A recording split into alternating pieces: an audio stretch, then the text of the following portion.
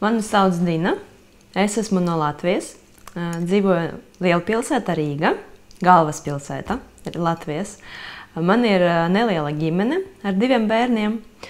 Tas ir neliela ģimene mūsu valstī.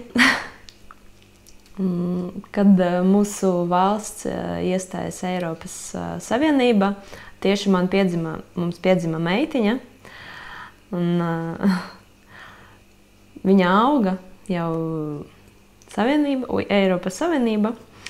Pēc tā, ka mēs iestājāmies Eiropas Savienībā, mums daudz kas ir mainījies mūsu valstī, un es domāju, ka katram cilvēkam viņa dzīve ir mainījies un uz labāko pusi.